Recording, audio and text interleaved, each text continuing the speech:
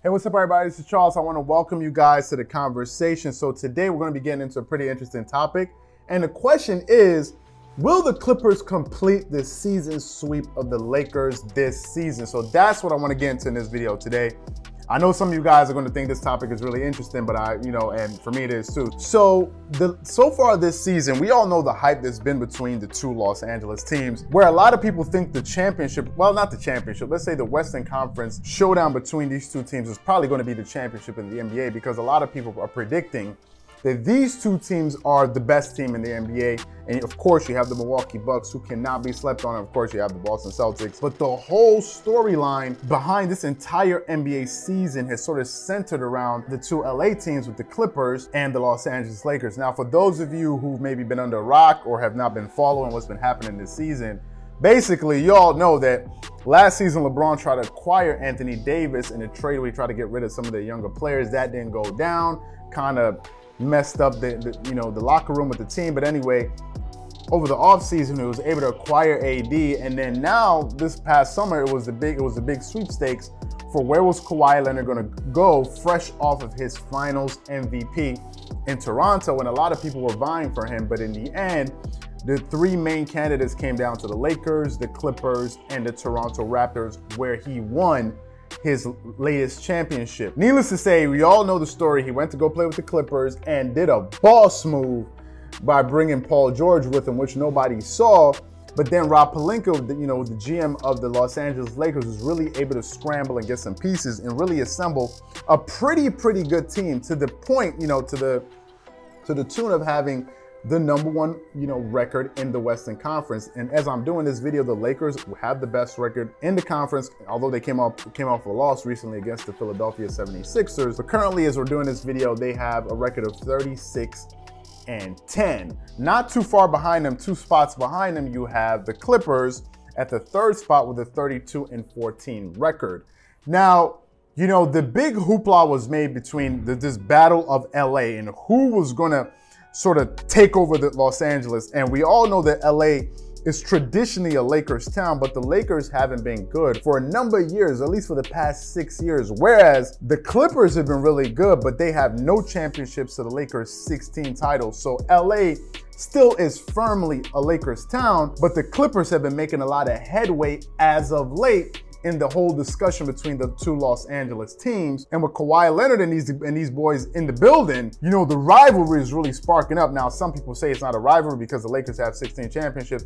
I think it's a rivalry because we're talking about what's happening today, in this moment, in the present day, and it is a rivalry. So in the first meeting between the Los Angeles Lakers and the Clippers, when they first met in October, the Clippers, were able to come away with that win. Now, what was so interesting was that was the opening game of the season, and there was all of this hoopla surrounding this game.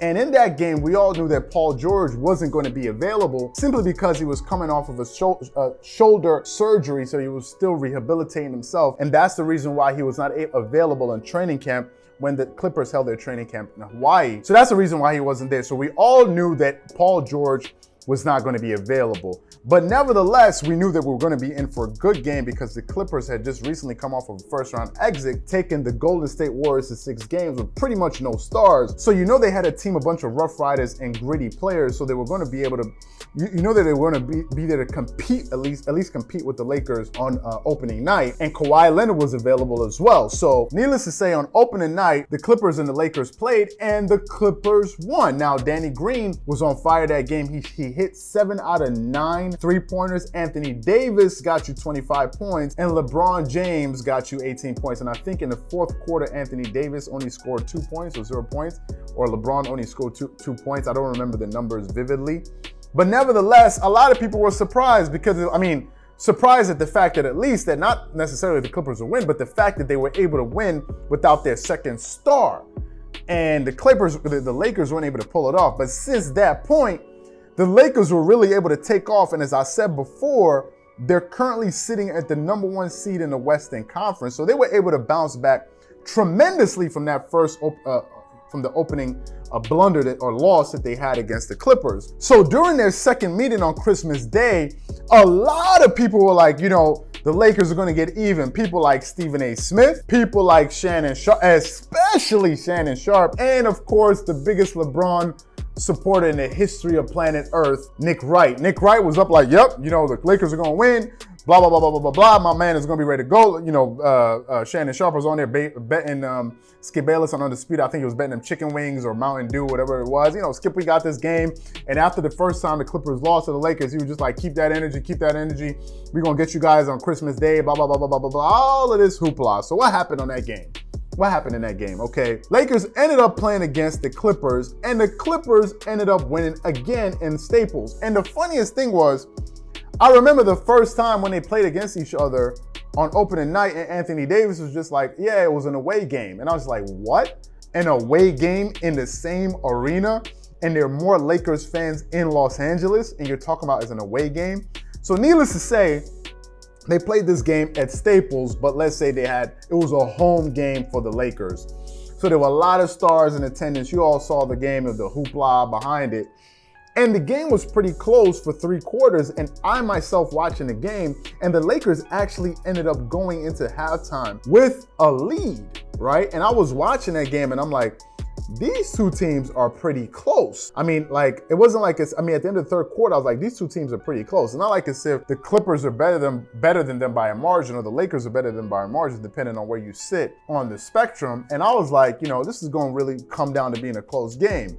And in the fourth quarter, it came down to who could execute versus who couldn't execute. And that's really what it turned out to be, a game of execution. And the Clippers ended up coming away with that game. Now, Anthony Davis scored about 24 points that game. LeBron scored 23 points. Kawhi Leonard dropped 35 points, and Paul George gave you 17 points. And the Clippers came away with that win, and it was really, really impressive. Now, the question is, they're getting ready to meet up again. And the question is, if the Clippers beat them for the third time, are they just going to end up sweeping this season? I'm not talking about the playoffs, because obviously they haven't met in the playoffs, but I'm talking about the season series, knowing that they're going to meet 4 times in the season, and this is their third meeting.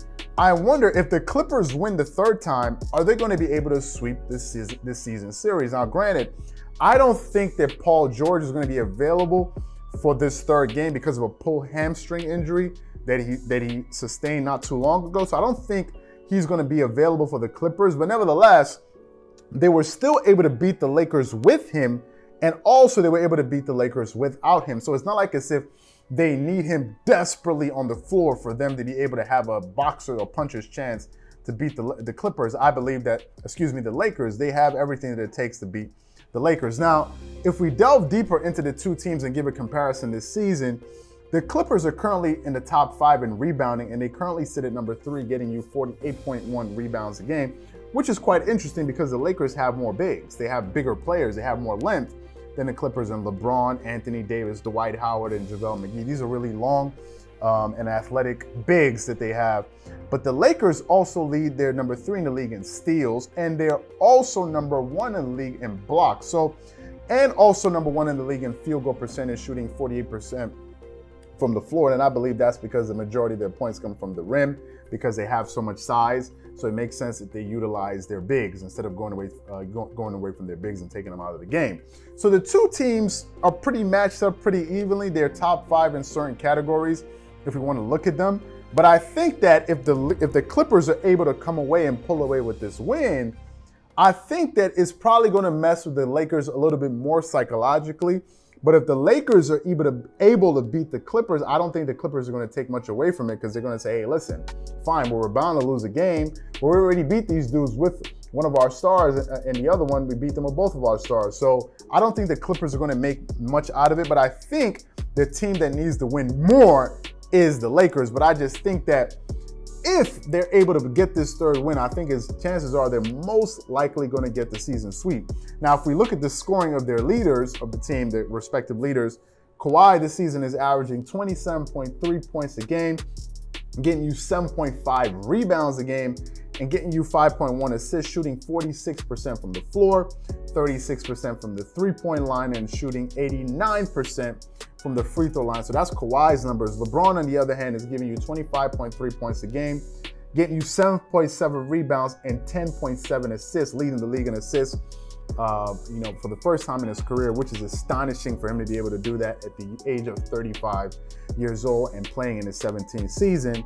And he's shooting 49% from the floor. He's shooting 70% from the free throw line and 34% from the three-point line. So these two teams have great leaders that can score, that can facilitate the game and really, you know, play good defense as well. So I think that they're both pretty evenly matched. But if I had to make a prediction, I think the Clippers are probably going to win the third game. And if they do win the third game, I think they're going to get the season sweep. This is just my prediction. But what I want to know from you guys is, do you agree with me that you think the Clippers are going to come away with the season sweep, or you think the Lakers are going to put a stop to all of this and probably tie up the series and end the season matchup between these two teams at 2-2? Whatever you think, let me know what you think in the comment section below. Again, if you enjoyed the video, don't forget to hit the like button and subscribe to the channel and hit the notification bell to be notified when all of our hottest content comes out. Once again, this is Charles here from DreamersPro. Wishing you guys an amazing day. Peace.